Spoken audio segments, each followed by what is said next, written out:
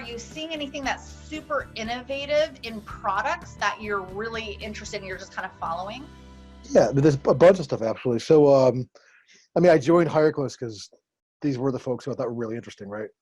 Sure. Like amongst my weird peers, I always tell folks this is like the island of lost toys. But outside of there, I think what's happening on the buyer side is really interesting because there's a lot of folks who are buying now who are more sophisticated. They actually understand technology, what to look for, how to call BS a little better. They know what they're missing. They understand a bit more about branding. They're not just some recruiter who was told, hey, listen, we need a marketing person. Now you're it. The question, they're coming from marketing. They understand what marketing actually can do. Systems, brand effectiveness, the brand umbrella. So seeing that on the practitioner side of the and corporate side, I think is really interesting. Just because it makes, I think it'll make us all better. It should make the products better, more demand for good products. There's a ton of VC money out there right now.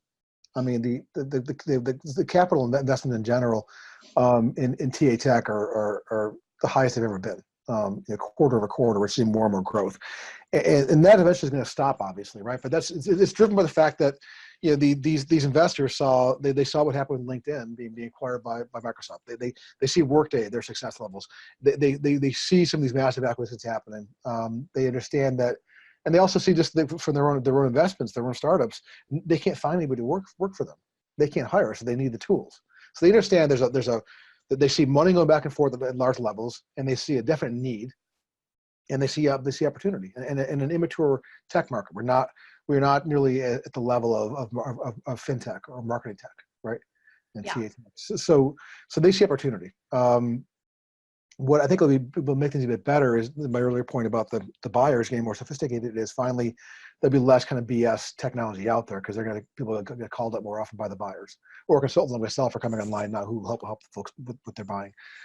So I'm hoping that helps improve the overall quality of products and maybe decrease the volume a bit because there's a lot out there right now, and a lot of it makes no sense. It's just folks think you need chatbots and everyone's building chatbots. But when you dig into chatbots, a lot of them are kind of weak. They can't do really basic, simple pieces. They can't do branching logic, et cetera. But they're being sold as this next best thing, and buyers are thinking they may have to get it when all they might need is a simple process engine. So a lot of buzzy point solutions. I think the sourcing tool war is getting interesting in some ways. There's some players shaking out there who are really good. There's a bunch of junk out there though too when it comes to sourcing, and they can't back their data up with what works, doesn't work, etc. What else? I think the M&A activity, most notably recently, Smashline Symphony was significant, but even what's happening with JobBite and Kansas and RollPoint and telemetry, that's still swirling out there.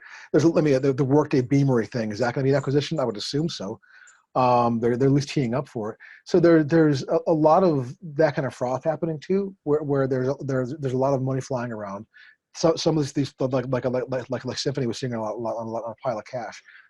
So they're trying to buy things, larger tools, and that could do a couple of things for us. I think it'll make the market a bit less confusing if these folks can figure out how to make their tools talk to each other. You can telemetry and JobVite get their tech stacks to talk properly back and forth. We'll see. That's a 4-way integration. Two is hard. 4 I worry about, but that's a side note. We'll see with them. But this evolution, this kind of a contraction in these mergers, will make things a bit better, I hope.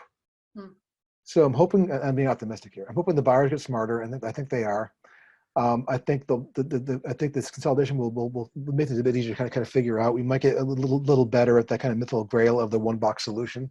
So CRM, ATS, career site, sourcing, everything in one spot, all your analytics too. That never seems to work, but it's what we should be looking for. We're heading in that direction, I think, or at least trying to.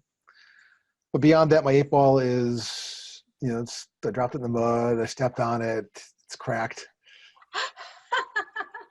Oh, it is really interesting. We have in LA, so we have 4 conferences for TechRecruit in 2020.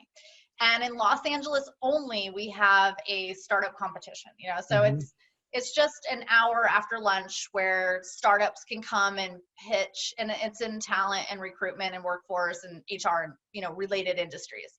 And, just giving them an opportunity to not have to pay the big booth, sponsorship packages. We have a panel of judges. Martin, you would be an amazing judge, actually, because yeah, throw me. Yeah, I look good in a black robe. I can rock that. Thank you for that visual. Thank you.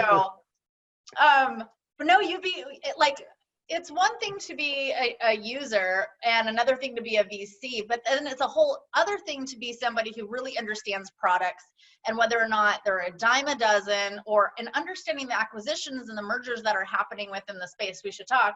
Yeah, You'd have to come out to Los Angeles though on March 5th. I can make that happen. Interesting. JobBite is one of our sponsors. They're sponsoring they send it for all of our conference as well as LinkedIn and Indeed. But I had a conversation recently on a whole merger and acquisition thing. You're familiar with NASA? Yeah. Like NASA, I was talking to them. So I have this other events that I do, CTO roundtables that I do that are evening mixers for technology professionals. I've been doing those for like 10 years, sponsored by Microsoft, right?